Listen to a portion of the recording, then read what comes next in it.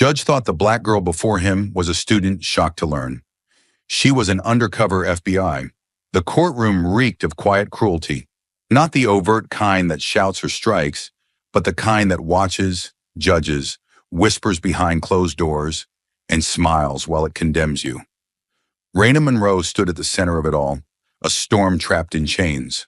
Her hands were cuffed tightly in front of her, the steel cold against her skin, now bruised and raw. Blood dried at the edge of her mouth, a fading reminder of the violence she'd survived just 48 hours earlier. Her lip had split when Bryce Langston slammed her into the lockers, but no one cared about that. The only thing that mattered now was how she looked like a stereotype fulfilled. Young, black, cuffed. To them, that was all they needed to see. She stood tall before the judge's bench, head high, posture unbroken. Her silence wasn't fear. It was restraint. It was strategy. She refused to give them the satisfaction of watching her crack. The court was packed spectators, reporters, jurors. Eyes filled the room, but not a single one of them truly saw her. They saw a headline, a cautionary tale, a symbol of every lie the system told itself to sleep at night. Aggressive, dangerous, hostile. They didn't see the badge that had once sat over her heart. They didn't see the months she'd spent undercover, walking hallways thick with drugs, secrets, and predators in school uniforms. They didn't see the sacrifice. They didn't want to. Raina Monroe, the judge intoned, his voice mechanical, bored. You are charged with felony assault, battery, and unlawful possession of narcotics on school property. How do you plead? She didn't answer. Not yet. Across the room, Bryce Langston lounged behind his attorney, dressed in tailored gray, his golden hair slicked perfectly to the side. His left eye bore the faint yellow hue of healing bruises, a cosmetic inconvenience, a badge of manipulation. He didn't flinch under the room's scrutiny. Why would he? He knew the system belonged to him. Bryce's gaze locked on Raina's, and he smirked. A smirk that said, I've already won. It was the same expression he wore the night he cornered her, the same smug confidence that bled from his every word. You think they'll believe you? You're nobody. I'm a Langston. His father, Senator Charles Langston, sat behind him in the gallery, flanked by reporters and political advisors, his expression composed but watchful. He wore the mask of concerned parenthood, but the smug calculation behind his eyes couldn't be hidden from Raina. She'd seen that look before, from judges who dismissed abuse allegations, from officers who filed false reports, from men who thought their power was absolute. The prosecution leaned forward, his voice laced with theatrical concern. Members of the jury, what we have here is a young woman with a history of anger management issues, caught dealing drugs and attacking a peer in broad daylight. Mr. Langston, the victim in this case, has suffered not only physical harm, but irreparable psychological trauma. Trauma? Raina nearly laughed. The only trauma Bryce Langston had ever known was realizing someone had dared to fight back. No mention of the missing surveillance footage. No mention of the 3 girls who had filed complaints against Bryce and whose parents suddenly withdrew them from school without explanation. No mention of the whistleblower email Raina had sent to Internal Affairs, an email that had mysteriously disappeared from every server. Everything she'd built, everything she'd risked, erased by a single name. Langston. She shifted her weight slightly, testing the cuffs. Her jaw tightened, not from fear, but fury. Deep, molten fury. Not one person in that courtroom had asked why a top-tier student with no criminal record would suddenly snap. No one wondered why a girl with a perfect academic and community service profile would risk everything in a single senseless act of violence. They didn't care about the why. They only cared about the what. And what they saw was a black girl in chains. Her public defender cleared her throat, clearly overwhelmed, underprepared, and out of her depth. Your Honor, the defense would like to request a continuance to review new... Denied, the judge snapped. Proceed. Raina's heart pounded, not with panic, but with clarity. This trial was never about justice. It was about erasure. Bryce Langston was the son of a senator, a star athlete, a future politician, no doubt. He walked through life armored in privilege, and she was the perfect scapegoat, disposable, unimportant, convenient. But they'd made one mistake. They underestimated her. She was trained, she was watching, and she had not come unprepared. The courtroom didn't know it yet, but the lie they were building so carefully was about to explode. As the judge's voice echoed through the courtroom, Raina's eyes remained still, but her mind drifted, pulled violently into the past. Back to the day they found Simone's body, her sister. The last time Raina saw Simone alive, her sister had been laughing bright, carefree, radiant. It was a Sunday afternoon and they were sitting on the front porch drinking cheap lemonade and talking about the future. Simone had just gotten her acceptance letter to nursing school. She was finally getting out. A scholarship, a dorm room, a fresh start. Raina remembered the way her sister's smile lit up everything around her. 3 weeks later, she was gone. They said it was an overdose, a troubled youth who couldn't handle the pressure. A tragic but predictable outcome. No questions, no follow-ups. Just a sealed autopsy report and a shallow grave. But Raina knew her sister. Simone didn't touch drugs. She was focused, determined. The only thing she'd ever been addicted to was hope. So Raina dug deeper. She found Simone's journal buried beneath a pile of old clothes. Pages of names, locations, cryptic messages. Notes about a school program mentorship, networking, career building, all funded by the Langston Foundation. A gateway, Simone had called it. A door that led somewhere dark. The deeper Raina looked, the darker it got. Girls who went into the program came out different. Some disappeared, others dropped out. A few overdosed. All of them had one thing in common: Stonebridge Academy. So Raina made a decision, one that changed everything. She volunteered for a deep cover assignment. She shaved 2 years off her age, faked school records, changed her name. Raina Thomas, a quiet transfer student with a made-up past and a real vendetta. The first day she stepped into Stonebridge felt like walking into a dream or a trap. Gleaming floors, ivy-covered walls, gold-lettered banners celebrating excellence and tradition. But Raina saw through it all. This school was built on silence. Within a week, she started to see it. The way certain girls were pulled aside by guidance counselors. The way others suddenly had expensive clothes and new phones despite coming from nothing. Late-night parties, fake permission slips, teachers who forgot to mark students absent, in drugs, pills, powder, patches moving openly in bathrooms, in backpacks, even passed during class. She watched it all, documented everything. Her necklace was a mic. Her pen had a hidden camera. She recorded every deal, every whisper, every lie. But Stonebridge wasn't just infected, it was protected. No one questioned anything. The principal turned a blind eye. The dean of students, friendly, fatherly, redirected every complaint. And the other kids? They were either scared or complicit. The deeper she got, the more dangerous it became. And at the center of it all was Bryce Langston. He was charming, articulate, dangerous, his father's golden boy, captain of the lacrosse team, always smiling, always watching. He ran the operation like a CEO. He never touched anything directly, never left a digital footprint. He used other students' girls he'd seduced, boys he'd threatened. He moved product like clockwork, right under the administration's nose. And he saw Raina, almost immediately. "You don't belong here," he told her once casually, leaning against a locker with that perfect smile. "But I'm curious to see how long you'll last." It wasn't a flirtation, it was a warning. Raina kept her head down, kept gathering intel. But the pressure was mounting. Every day was a balancing act. One wrong move, one mistimed question, and it would all be over. She couldn't call for help, couldn't confide in anyone. Every teacher might be compromised. Every student might be watching her. She didn't sleep. She barely ate. Her cover was airtight, but her soul was unraveling. She'd walk the same halls her sister once did, wondering if Simone had felt the same fear, if she'd known how close danger was. And every time Raina passed the Langston Foundation office, the one with Simone's photo still hanging on the wall under the words, "In loving memory of a future healer," she clenched her fists and kept walking. They'd used Simone, branded her memory as a cautionary tale while covering up their crimes. Raina was running out of time. She needed one final piece of evidence. A direct link. A moment where Bryce slipped.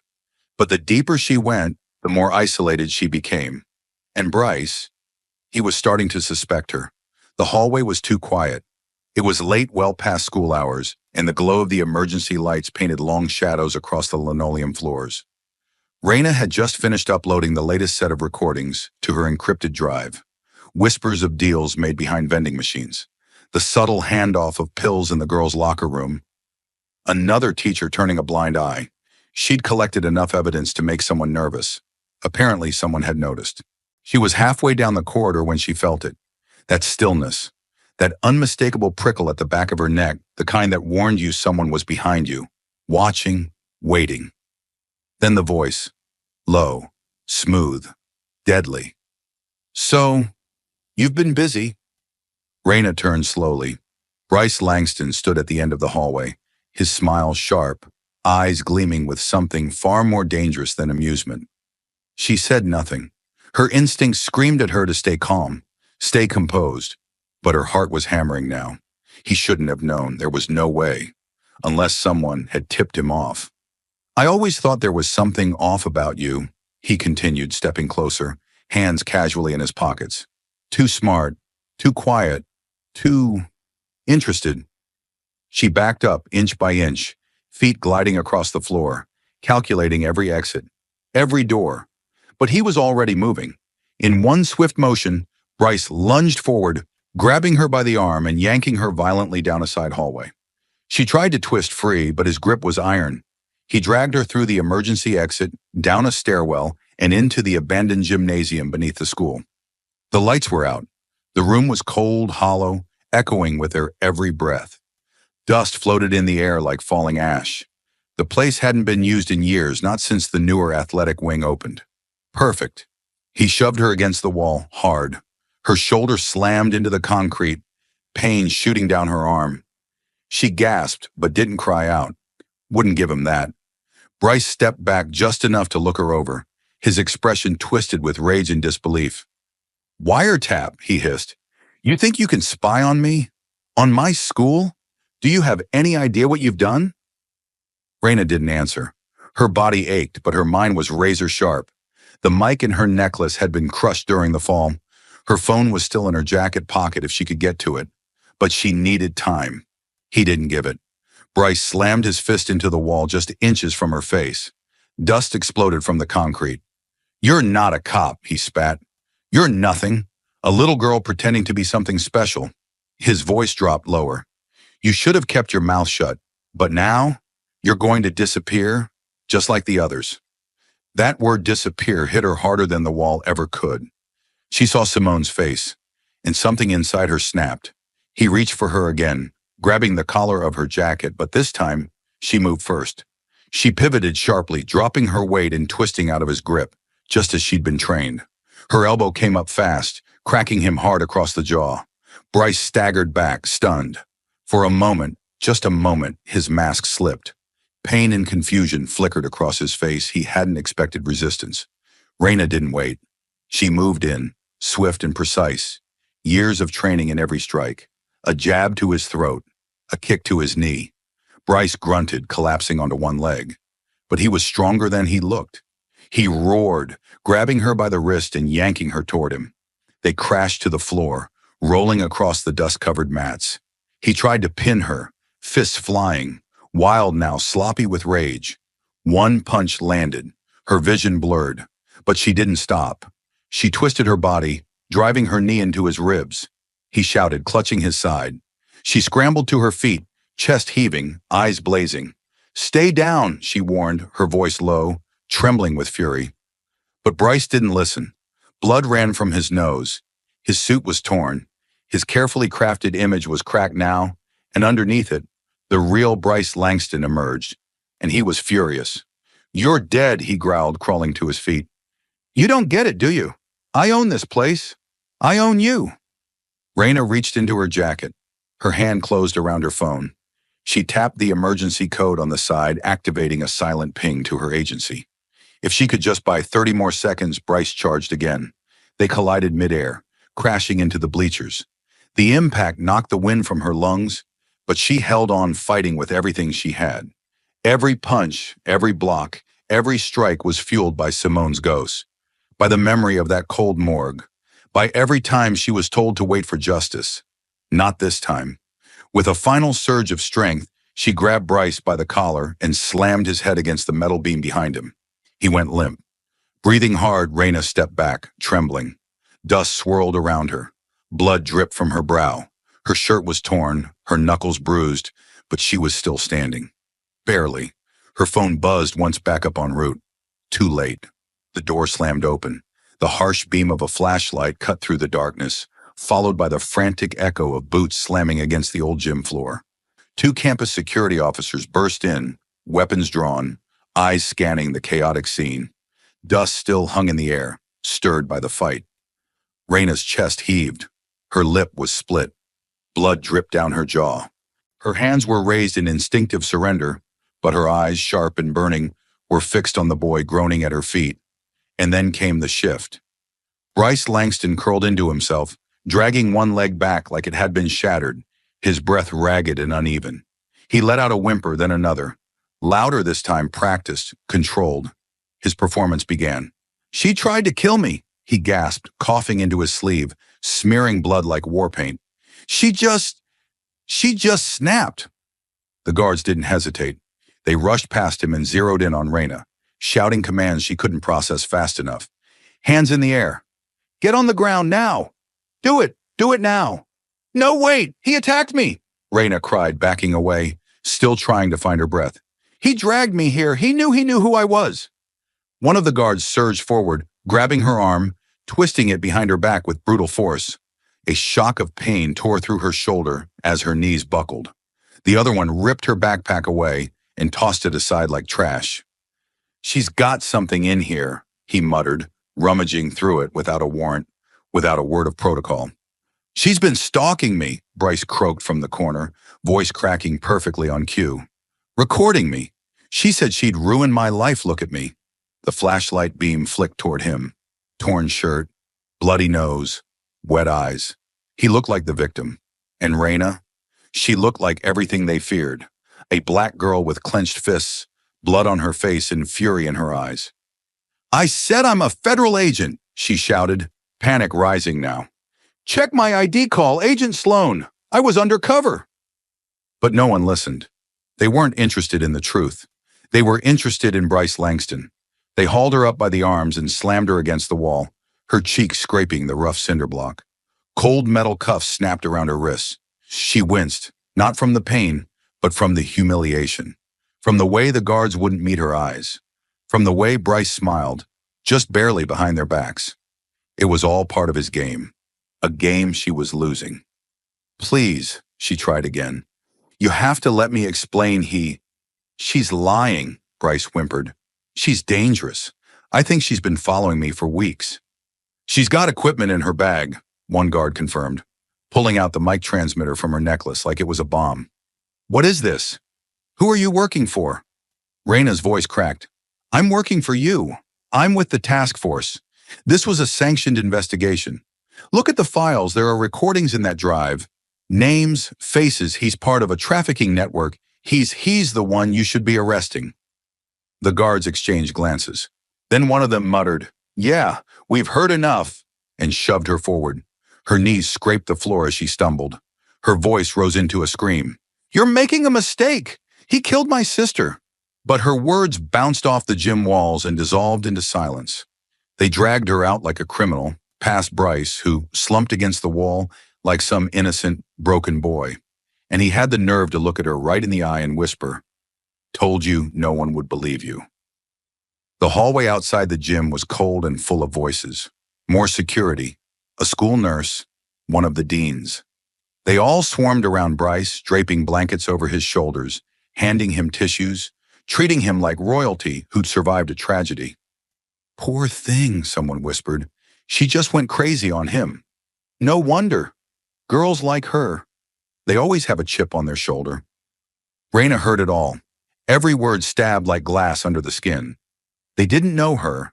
They didn't know her story, but they'd already written the ending. They shoved her into a cruiser without reading her rights. No one asked her side. No one called her handler.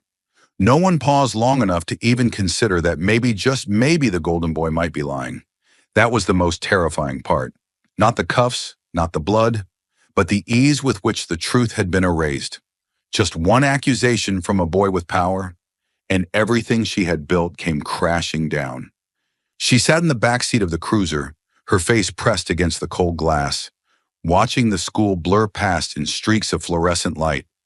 Her ears rang, her hands ached, her mind screamed. She had done everything right. She'd gone by the book, gathered the evidence, played the part, risked her life. And yet here she was, branded, broken, silenced. A monster in their eyes. The truth for now was buried beneath lies, privilege, and a name. Langston. And as the cruiser pulled away, sirens wailing into the night, Raina Monroe realized the system wasn't just broken, it was rigged, and she was its latest casualty. By the time the sun rose the next morning, the narrative was no longer hers to tell. The truth had already been buried, rewritten by headlines, twisted by privilege, and signed off by silence. And so, just days later, Raina found herself in a courtroom that wasn't built to hear her side. It was built to destroy it. The courtroom was packed. Every seat in the gallery was filled teachers, students, reporters, and curious strangers, all gathered to watch the trial of the girl who had dared to lay hands on Bryce Langston. To them, Raina Monroe was no longer a student, no longer a person. She was a spectacle, a villain, a headline waiting to be written. She sat silently at the defense table, wrists uncuffed but dignity shackled, her gaze fixed straight ahead. Every breath she took was measured, controlled. She had to be careful. One wrong look, one misplaced word, and the courtroom would turn on her like wolves. The prosecutor rose from his seat with a confidence that reeked of entitlement.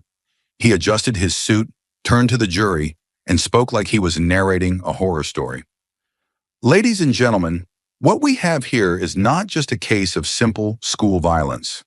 What we have is a dangerous individual, a volatile young woman with a clear history of aggression who infiltrated this school under false pretenses and launched a brutal, unprovoked attack on an innocent boy. He gestured to Bryce, who sat behind his lawyer like a porcelain doll bandaged, silent and perfectly pitiful. The bruises, carefully accentuated with makeup, painted him as the victim, a fragile golden boy caught in the crossfire of some manufactured rage. She faked her identity, the prosecutor continued, voice rising. She carried illegal surveillance equipment. She stalked Mr. Langston. And then when he tried to confront her about her behavior, she snapped. Violently, viciously, Raina clenched her fist beneath the table. Her fingernails bit into her palms. That's not what happened. That's not the truth. She opened her mouth to speak, but her court-appointed lawyer, clearly overwhelmed, placed a hand on her arm. A silent warning. Not yet. The prosecutor walked closer to the jury box, lowering his tone for effect. We ask ourselves, what kind of person does this? What kind of young woman comes into a school with hidden microphones, with secret recordings under a false identity? What kind of person attacks a fellow student so severely he needed emergency treatment? He paused for dramatic effect. I'll tell you what kind, he said coldly. A violent one, a manipulator, a predator. Raina stood. The courtroom gasped. Her lawyer nearly fell out of her chair. Your Honor, Raina said, her voice steady but shaking underneath. I'd like to speak. The judge looked up, clearly annoyed. You'll speak when your attorney calls you to the stand. This is a lie, Raina continued, louder this time. I wasn't a student. I'm an undercover federal agent. Everything they're saying is wrong. I had authorization. I had evidence. The prosecutor scoffed. Objection, Your Honor. Sustained. Miss Monroe, sit down. One more outburst and I will have you removed from this courtroom. Raina's breathing grew shallow. She turned toward the gallery, searching, waiting, looking for someone in uniform, someone from the bureau, someone who would stand up and say, she's telling the truth. But the seats were filled with strangers, the people who had promised to protect her gone, silent. There was no badge, no backup, no salvation. The judge cleared his throat, tapping his gavel for order. We will continue without interruptions, he said coldly. The jury will disregard the defendant's remarks. Raina sat down slowly, her legs weak beneath her. 1,000 thoughts flooded her mind. Why hadn't Sloan shown up? Why hadn't they submitted her clearance? Where were the files? The encrypted drive? The recordings? They were supposed to be entered into evidence. They were supposed to prove she wasn't a criminal, but no one had delivered them. And without the truth, all that remained was the narrative Bryce had created, clean, rehearsed, weaponized. She sat still, utterly still, as the courtroom buzzed with low murmurs, like vultures circling their prey. The prosecutor had returned to his seat, smug and composed. The judge was flipping through paperwork, clearly ready to adjourn for the day. The jury glanced around, some nodding slightly as if the verdict had already been decided in their minds. Raina Monroe sat at the defense table with her hands folded, not because she was calm, but because if she let go, she was afraid she might start shaking and never stop. She didn't blink. She didn't breathe. She just stared straight ahead. Across the aisle, Bryce Langston reclined comfortably in his chair, as if the courtroom were his personal lounge. His arm rested casually on the chair beside him, his suit immaculate despite the injuries they claimed he'd suffered. A thin bandage crossed the bridge of his nose, just enough to inspire sympathy without disrupting his flawless image. And then he smiled. Slow, smug, sickening. It wasn't a grin for the jury or the cameras. It was for her, only her. A private message. I told you so. Raina felt something inside her crack. Not break, no. Breaking was loud. This was quieter, deeper, like a foundation shifting underground. The kind of damage that doesn't show until everything starts to collapse. Because she knew what that smile meant. He had won. Not just the courtroom, not just the narrative, but the entire machine. The justice system, the school board, the press, the people who were supposed to stand with her. They had all bent around Bryce like gravity, while she had been left to burn. The silence in her heart was louder than the gavel. This wasn't a trial, it was a funeral, a burial, and the truth was the one being lowered into the ground. She had screamed it, she had bled for it, and still it meant nothing. She glanced toward the door, half expecting, half praying that anyone from her unit would burst in. A late arriving hero, a flash of credentials, a statement that would turn the tide. But the door stayed closed. No help came. The evidence had vanished. The recordings were inconclusive. The encrypted drive had somehow been corrupted. And Agent Sloan? Radio silence. Raina was alone. She had never felt it so completely. Even her own lawyer wouldn't meet her eyes anymore. And Bryce was now gently shaking his head like he pitied her. Like she was the delusional one. It made her stomach churn.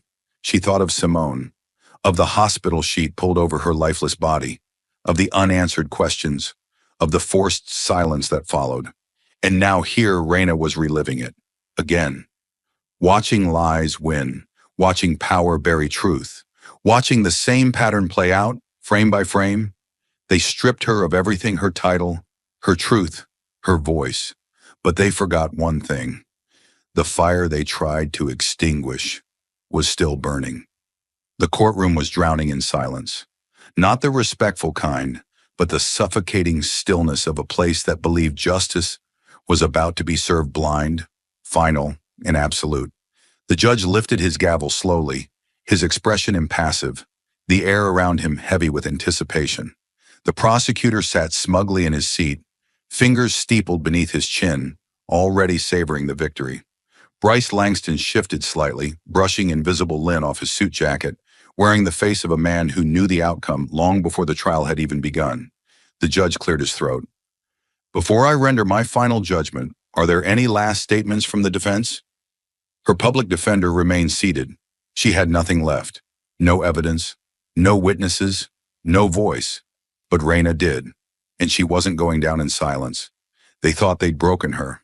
They thought she was done. They were wrong. Her fingers, trembling but deliberate, moved beneath the desk. Taped underneath was the smallest of tools, a flat pin she'd fashioned in her cell and hidden during transport. The guards had missed it. Everyone had. That was their mistake. She twisted. Click. The cuffs released. The prosecutor's eyes widened. Raina stood. What do you think you're—" Her public defender gasped, standing up beside her in panic. But Raina didn't flinch. She didn't blink. She reached into her boot and pulled out a small USB drive, the last backup she had, the one she'd risked everything to smuggle in. "Your Honor," she said, her voice sharp and controlled, echoing through the chamber like a gunshot. "Before you declare me guilty, you need to see what you've all refused to look at." Gasps rippled through the crowd. Cameras turned. Phones were raised. The judge slammed his gavel. "Miss Monroe, you are out of order." "No," she snapped, eyes burning. "This entire courtroom is out of order." She walked past her stunned attorney, straight to the bailiff's desk. One of the guards stepped forward instinctively, hand twitching toward his holster. "I have no weapon," she said, calmly holding the USB in the air. "Only the truth." She turned to the judge, her voice rising. "You can either continue this sham and condemn an innocent woman, or you can do your job." The room went still again. After a tense beat, the judge exhaled. "Play it." The bailiff, hesitant but obedient, plugged the USB into the court's display system. The screen flickered, static. Then footage. It was raw, shaky, but damning. A hallway at Stonebridge Academy. Bryce Langston laughing, handing out small plastic bags to 3 different students. One of them a girl no older than 16, visibly crying as he pushed something into her locker. Cut to another clip. Bryce in the locker room, backing a student into a corner. His voice clear as day. "You say one word and I'll make sure no college ever touches your name." The final clip hit hardest. A teacher, accepting cash, nodding, saying, "Don't worry, Bryce. You're protected." The courtroom imploded. Gasps turned to chaos. Reporters jumped to their feet. One juror covered her mouth. The prosecutor stood, face pale, trying to speak, but nothing came out. And then Raina pulled out her final weapon. From her waistband, she revealed a thin leather wallet, flipped it open. Inside, her federal badge. "My name is Agent Raina Monroe," she said loud and clear. "I've been embedded at Stonebridge for 9 months, investigating a drug and exploitation network that stretches far beyond this school. Everything you've seen is real. And if you still think I'm the criminal here, then you're part of the problem." The judge's mouth opened, closed, his face contorted between outrage and disbelief. "This evidence was not submitted through official channels," he said weakly. "Because it would have been buried," she snapped. "Just like the complaints. Just like the girls. Just like my sister." A beat passed. Then she turned to the gallery. To the students who were silenced. To the girls who were bribed or threatened. To the parents who never got answers. "This," she pointed to the screen, "is what you were never supposed to see." Bryce shot up from his chair. "She's lying," he screamed. "This is fake. It's all fake. My father will bury you." His attorney grabbed his arm, but Bryce yanked away, wild-eyed. "She assaulted me. She's obsessed. She broke into my locker." No one was listening anymore. All eyes were on the screen, and then back on Raina. The judge's gavel slammed again. "We're taking a recess," he said, voice shaky. "Clear the courtroom. The jury will remain. Bailiff, escort Miss Monroe, Agent Monroe, to the chambers." But as the bailiff approached, Raina didn't move. Instead, she turned to the judge one last time. "You saw it. Everyone saw it. The question now is whether you'll actually do something about it, or if you'll let this system protect another predator in a suit." The room exploded into noise. Court officers moved to separate reporters from the front benches. The judge barked more orders, and in the middle of it all, Raina stood still, calm in the storm, her shoulders straight, her chin lifted. Because now the world finally knew. But the battle wasn't over. As the room emptied, she caught the judge staring at her eyes, calculating, cautious. Because even with the truth exposed, the system wasn't built to yield. Power didn't like to lose. And somewhere deep inside that judge's hesitation, she saw it. The machine was still trying to bury her, still trying to twist the facts, still trying to figure out if they could call it a mistrial, suppress the footage, dismiss her as unstable. The corruption ran deeper than Bryce, and Raina knew it. The war was far from won, but for the first time since Simone's death, she wasn't losing. She had cracked the wall. Now she just needed to bring the whole damn building down. And she would, no matter how long it took. The fight for justice is just beginning. More shocking twists are ahead. Don't miss a moment. Like, subscribe, and turn on notifications to stay with us. Thank you for standing for truth and justice. Where are you watching from? Let us know. The story ignited like a match thrown into dry brush. What had started as a courtroom whisper turned into a national firestorm. Within hours of Raina Monroe's defiant declaration in court, her badge raised, the footage revealed the media landscape exploded. Her name was everywhere. Cable news, online blogs, primetime anchors. Headlines screamed questions the justice system had hoped would stay buried. Why was a federal agent tried as a criminal? Who covered up the evidence?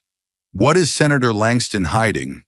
Raina's face, once vilified as a violent, dangerous teenager, now became a symbol of systemic betrayal. Images of her standing tall in the courtroom, cuff-free and unflinching, flashed across every screen in America. But what truly rattled the public wasn't just the footage, it was the silence that had preceded it. How could a trained, credentialed federal agent be left to rot under false charges? Why had her evidence been lost? Why hadn't anyone from her agency shown up to testify? And then came the real bombshell. A team of independent investigative journalists, hungry for the truth, began digging. Financial disclosures, campaign records, internal court communications, everything was fair game. And after days of silence from official sources, a name finally emerged at the center of the storm.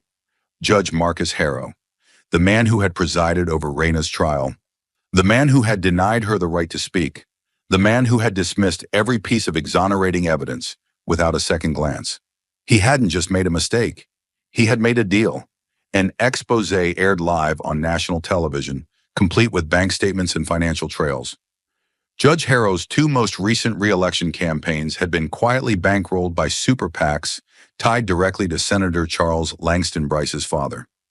The numbers were damning. Over $400,000 in contributions, funneled through layered LLCs and legal fronts, hidden in plain sight. It was all there. The motive, the money, the manipulation. Suddenly, everything about the trial made perfect, horrifying sense. The cold indifference, the refusal to admit evidence, the blind eye to protocol. The gavel wasn't impartial, it had already been bought. Raina watched it all unfold from the safe house, the television casting flickering light across her tired face. Her phone buzzed endlessly. Journalists, attorneys, former colleagues. Everyone wanted a statement. Everyone wanted her version. Everyone suddenly cared. But where were they when she stood alone in that courtroom? Where were they when she was screaming the truth into a void that refused to listen? Now, as America reeled from the revelation, Raina remained quiet. Not out of fear, but clarity. Because this wasn't just a story anymore. It was a reckoning. Judge Harrow was placed under formal investigation. Senator Langston refused interviews, but was caught leaving a closed-door meeting with top officials. And Bryce? He disappeared. No school, no public appearances, no statement. He had vanished into the same shadows where Raina had nearly lost everything. But this time, the shadows wouldn't protect him, because the truth was out and it had a name, a face, and a badge. And her name was Raina Monroe. Freedom didn't feel like freedom. When the door to the holding facility finally opened, Raina Monroe stepped into the sunlight, not as a hero, not as a symbol of justice, but as a liability, a tightly controlled, closely monitored, inconvenient truth. Her cuffs were gone, but the restrictions were clear. She was not to return to the Stonebridge case. She was not to speak to the press. She was not to pursue any further investigation into the Langston network. She had exposed the rot, but now they wanted her silent. Officially, the agency called it protective reassignment. Unofficially, it was exile, a strategic muzzle on the one person who knew too much and wasn't afraid to say it. They let her walk free, but stripped her badge, her access, her authority. The very system she had once fought for now feared her, and the one man she thought she could trust? Nowhere to be found. Victor Sloan, her handler, her mentor, the man who had recruited her straight out of the academy, the man who had told her to go deep, stay quiet, and believe in the mission. He was gone. No messages, no visits, no explanations. When she called his number, it rang once, then disconnected. When she asked about him at headquarters, she was met with stiff smiles and empty phrases. He's on leave. He's handling another matter. We can't comment. But Raina knew the look in their eyes. They were hiding something. And if there was one thing her time at Stonebridge had taught her, it was this. When people in power start hiding, the truth is always worth chasing, even if it means chasing it alone. So she broke the first rule they gave her. She turned her apartment into a war room, windows blacked out, burners stacked beside her laptop, a whiteboard covered in tangled threads of names, dates, connections. She didn't have her badge, but she had her brain, and she still remembered the agency's back doors. She didn't just hack the surface systems, she went deeper. Layer by encrypted layer, she peeled back the protective skin of the Bureau's internal archive. At first, it was just routine correspondence, travel logs, personnel files, reassignments. But then, buried deep inside a restricted folder labeled Langston Sensitive Flagged, she found something that made her blood run cold. A financial transaction, one she was never meant to see. $85,000, transferred 3 weeks before the trial, from a shell corporation registered in the Caymans to a personal account belonging to Victor Sloan. For a moment, she couldn't move, couldn't think. Then she clicked again and saw the memo line. Consulting L1 clearance required. It wasn't consulting, it was betrayal. He had sold her out. Victor Sloan, the man with steel gray eyes and a voice like calm before battle. The mentor who believed in her when no one else did. When she was just a rookie, young, determined, and overlooked, it was Sloan who pulled her aside after her first evaluation, looked her straight in the eye and said, "You don't need to be louder, you just need to be sharper." And you are. To Raina, he wasn't just a handler, he was a compass, a shield, a rare figure of integrity in a system too often swallowed by politics. He taught her how to track criminals, how to read between lies, how to disappear in plain sight. He'd reminded her again and again, we don't serve headlines, we serve the truth. So when she uncovered the bank records cold, undeniable, her entire world splintered. The name on the offshore account was his. The money, tens of thousands, traced back to Langston Holdings. And just like that, everything unraveled. The missed calls, the vanished reports, the silence when she was on trial, facing a room full of people who wanted to crucify her. Sloan had vanished not because he was forced to, but because he was paid to, bought, owned. Raina stared at the screen as the numbers glared back like ghosts. She wanted to scream, wanted to tear apart the world around her. But instead, she sat still, frozen in betrayal, so sharp it numbed her rage. This wasn't just a man she trusted. This was the man who told her to take the Stonebridge mission, who promised her backup, who told her, "You'll never be alone out there." And yet, when the gavel fell, when she stood accused, alone and bleeding, he had turned his back. He had done worse. He had sold her out. Her eyes burned not from tears, but from restraint, from the overwhelming soul-deep understanding that the man who taught her how to spot deception had become its master. It wasn't just about corruption anymore. It was personal. Sloan had known what Bryce was. He had known what Langston was covering up. He had known what Raina was walking into, and he let her walk in anyway. Every lesson, every mission, every late-night phone call, poisoned now, twisted into manipulation. She had trusted him with her life, and he traded it for a payday. Her fists clenched. The betrayal didn't just shake her faith in Sloan. It shook her faith in everything. She needed answers, not rumors, not theories. The betrayal was already a scar, but now Raina wanted the truth behind it. So she did what no agent ever wants to do. She arranged a meeting with the man who broke her, face to face. No backup, no script. Just pain and the need to know why. The meeting place was neutral, at least. That's what Sloan had said. A rundown park on the edge of the city, long forgotten by the developers who once promised a vibrant future. Rusted swings swayed in the wind. Graffiti scarred the concrete benches. It was the kind of place people passed without ever seeing. Raina arrived first. She kept her hood up, hands buried deep in the pockets of her jacket. The air was cold, but her blood ran colder. She'd texted Sloan one line, no context. "We talk." One time, no handlers. He showed up 20 minutes late, not in a suit, not in the pressed authority she remembered. He looked thinner, tired, haunted. He approached slowly, his eyes flicking toward the shadows, toward every corner, like a man used to watching his own back. "Raina," he said, voice low, weary. She didn't speak. He sat down across from her, sighing like the weight of years had collapsed on his shoulders. "I figured this was coming," he muttered. "You lied to me," she said, her voice razor sharp. "You sold me out." Sloan didn't argue, didn't deflect. Instead, he looked her straight in the eye. "They have my daughter." 3 seconds passed. 4. The words didn't register at first. Raina blinked, her jaw tightening. "What?" Sloan exhaled hard. "Langston's people. They took her months ago, right after you went under. No ransom, no threats. Just gone. I filed reports. Nothing. Nobody listened. Then one night I got a burner call.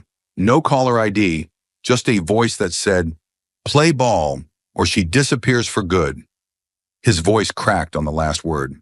"I didn't have a choice." Raina's stomach twisted. She wanted to scream, to rage, to punch the bench until it shattered.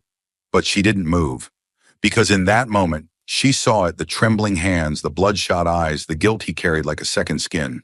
It wasn't a lie. Langston had taken everything from him, too. Sloan rubbed his temples. "They didn't just want silence. They wanted you isolated. They wanted the Bureau to cut you loose, make you look unstable, reckless. They knew you were the only one who could connect the dots. So they came for me, the one person you trusted." Raina stared at him, heart pounding. "You watched me walk into that courtroom alone," she whispered. "You knew what they'd do to me. I thought I could contain it, that maybe if I just stalled them, played dumb, they'd let her go. But then it spun out. You were arrested, and I panicked. You left me to die in there." Sloan nodded slowly. "I know." There was silence between them, thick, suffocating. Raina's fist clenched in her coat pockets, where a small digital recorder was nestled between her fingers, already running. She hadn't come for justice. She'd come for proof, and now she had it. "I know what I did, Raina," he continued. "I'll carry that forever. But you need to understand. When someone has your child, when they look you in the eye and say they'll make her disappear, what would you have done?" Raina's voice dropped to a whisper. "I don't know, but I know I would have told the truth. To someone. To me." Sloan's shoulders collapsed. "I'm not asking for forgiveness," he said. "I just needed you to know.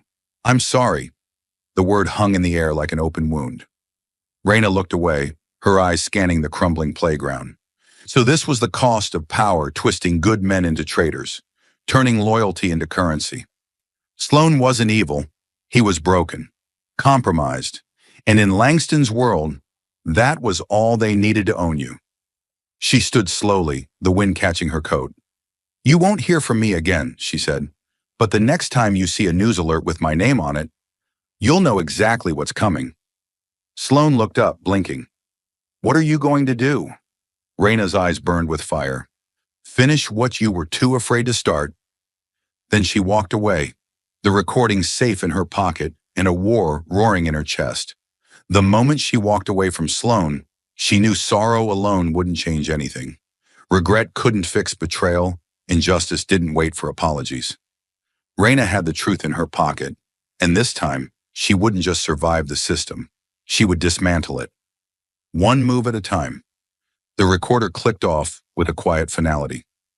Raina stood in the center of her apartment, heart pounding, breath shallow, the weight of Victor Sloan's confession burning like fire in her coat pocket. The words still echoed in her mind. "They have my daughter." But sympathy couldn't eclipse what she had just done. She had the truth, and this time, she wasn't going to bury it. She was going to weaponize it. By morning, the file had been transferred. She didn't send it through official channels, not after everything the Bureau had done to silence her. Instead, she slipped the digital copy into the hands of one person she knew would still care about integrity. Special Agent Aria Kent, Internal Affairs, incorruptible. feared by half the building for her obsession with evidence and zero tolerance for backroom deals. Kent didn't respond with words. She didn't have to. The tight grip on the recorder and the fire in her eyes said enough. Now it was time to move. Langston wasn't just protected, he was the protection. A man who operated behind polished podiums and fake smiles, whose money reached into media, politics, law enforcement, and beyond. Arresting him outright wouldn't work. Not without something airtight, unshakable. She needed to catch him in the act, and that meant bait. Raina sat in front of her map-strewn wall, red strings and photographs connecting a tangled web of names. She followed the money trails, the recruitment patterns, the manipulation tactics. There was one common thread: control. Langston didn't deal in violence. He dealt in leverage, fear, debt, secrets. So she gave him one. A leak. She crafted a digital trail just believable enough to draw blood. A fake informant. A name Langston's people would recognize from old files. She dropped it into a chat room frequented by Langston's lower-tier enforcers, disguised as a burner account leaking inside intel on an agent willing to flip. Then she waited. It didn't take long. By the next day, she got the ping encrypted, untraceable, but familiar in tone. A request for a meeting, private, off the record, from one of Langston's most trusted men, Malcolm Price. Political advisor by day, shadow broker by night. This was it. She would walk straight into the fire. But this time she wasn't walking in alone. She met with Kent that night, her voice steady, her plan clear. I'll wear the wire. You stay dark. No SWAT teams. No black vans. If Langston even smells law enforcement, he disappears. But if we do this right, we get him talking. Kent hesitated. You're putting your life on the line. Raina's eyes were calm. I've already paid that price. Now I'm collecting. The next 48 hours were a blur of prep covert comms, micro recorders, dead drop locations. Raina rehearsed every word she'd say. She wouldn't accuse. She wouldn't threaten. She would invite Langston to confess. Arrogance was his weakness. He thought the world revolved around his secrets. She would give him the illusion of control, and then she would burn it down. The plan was in motion. There was no turning back. All the traps were set. The bait had been taken. Now it was time to walk into the lion's den and make the lion roar loud enough for the whole world to hear. The room was quiet, too quiet. It was an abandoned penthouse under renovation, unfinished walls, exposed wires, and shattered glass along the edges of the marble floor. The perfect place for men like Langston to whisper their ugliest truths without fear of being heard. But tonight, every sound was being recorded.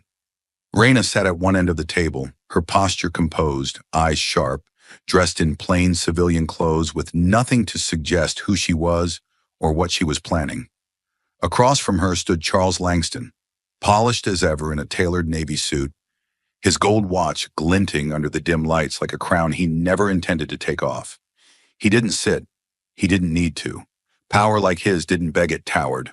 Next to him was Malcolm Price, his longtime political fixer, guarding the door like a loyal shadow.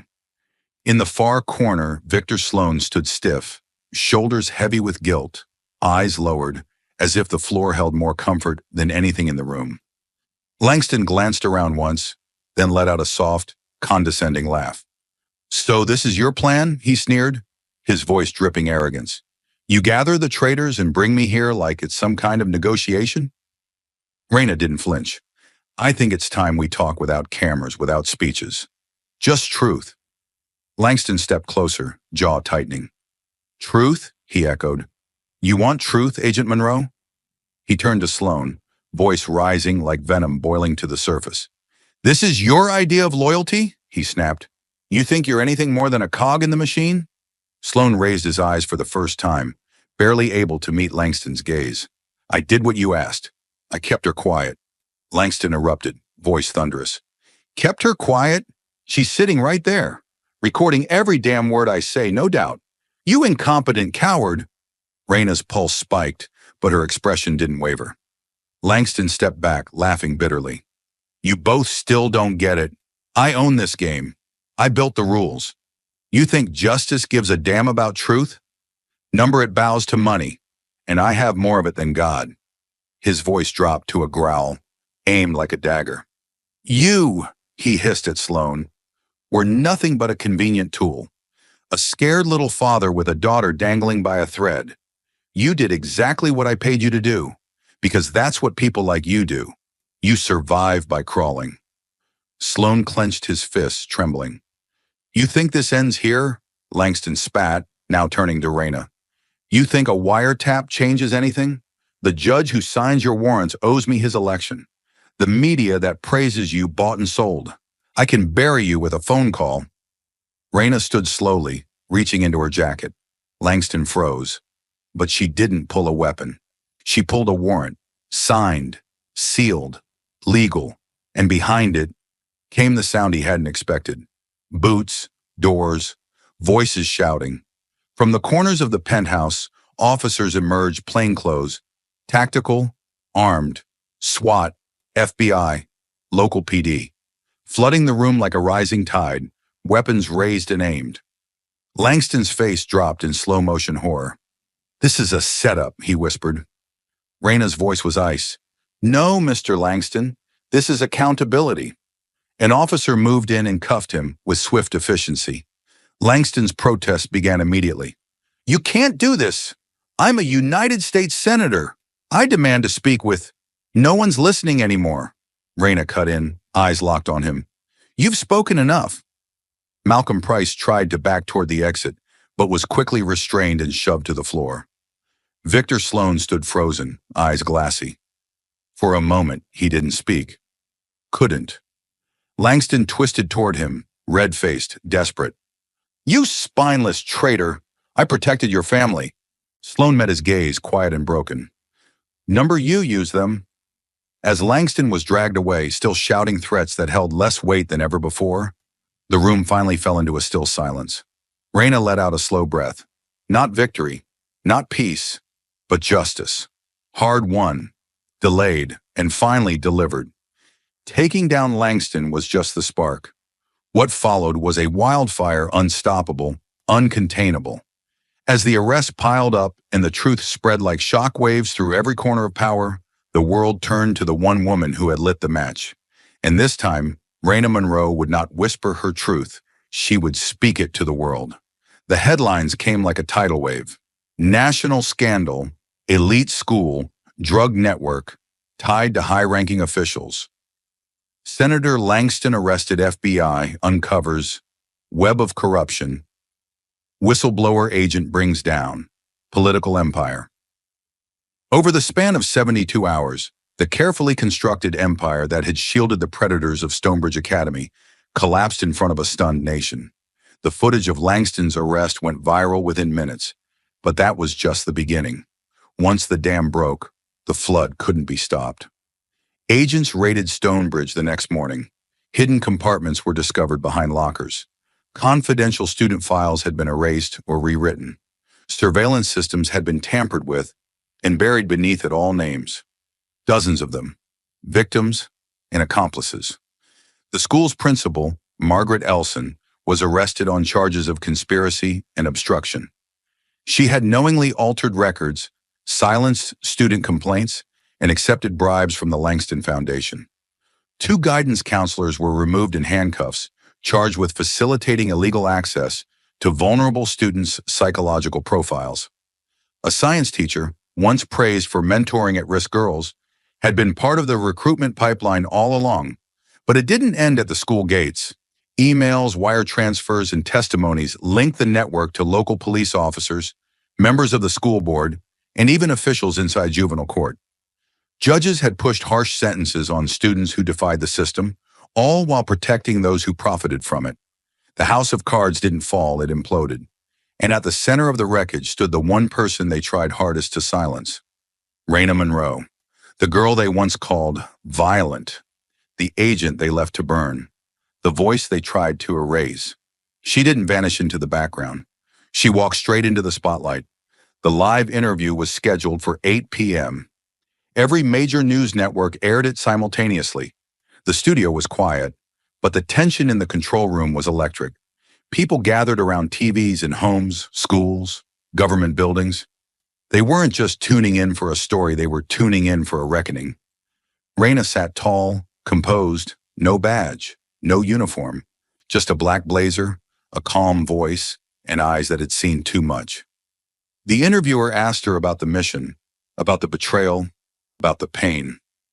But the moment the world would never forget came when the cameras focused solely on her, and the host asked, "What do you want people to understand most after everything?" Raina didn't hesitate. Her voice was calm, but every word hit like a thunderclap. Justice is not something you wait for. It's not something handed down by people in power. It is something you fight for bloody, bruised, and alone if you have to. You claw it from the hands of those who would rather keep it buried. Justice isn't polite. It's not clean. It's not comfortable. It's dangerous. But it's necessary. I learned that the hard way. I stood in a courtroom where no one believed me. I was stripped of my title, of my truth, and nearly of my freedom. And still I fought. Because justice isn't a gift. It's a war. And if we want to win it, we have to be louder than the lies. We have to be willing to bleed for the truth. And most of all, we have to refuse to stay silent. The room was silent when she finished, not a breath, not a whisper. Then the world erupted. The interview was replayed across every screen, shared by activists, quoted by politicians, played in classrooms and congressional hearings alike. Raina's name became more than a headline.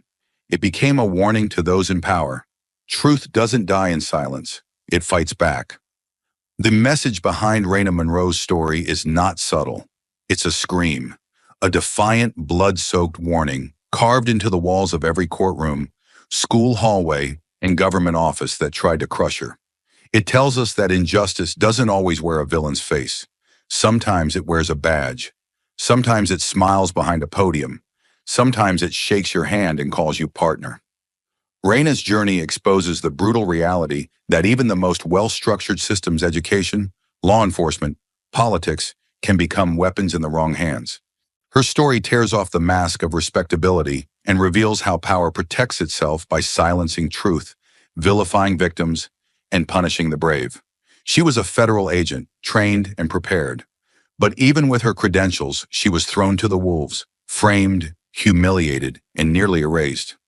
Why? Because she got too close to the rot at the core. Because she saw what wasn't meant to be seen. Because she spoke when she was supposed to stay quiet. But Raina's story isn't just about betrayal. It's about what happens after. After the cuffs, after the courtroom, after the lies. It's about what happens when someone chooses to keep fighting even after everyone tells them the battle is already lost. She fought alone. She was bruised, bloodied, broken, but she never stopped. And because of her, the truth came out. Not just about a senator or a school, but about the cost of silence, about how justice is never freely given. It's ripped from the grip of corruption, held up by people willing to sacrifice everything. The message is this: justice is not gentle, and it is never convenient. If we want it, if we truly want a world where power answers to truth, then we must be willing to face the storm like Raina did. We must challenge systems built to ignore pain. We must protect the voices that expose what others want buried. And when the moment comes, when we are forced to choose between comfort and courage, we must choose to stand, even when it shakes us. Because if Raina taught us anything, it's that real justice doesn't come in whispers. It comes in war cries. If Raina's story moved you, if it made your heart race or your fists clench, don't let it end here. Click like to honor her fight.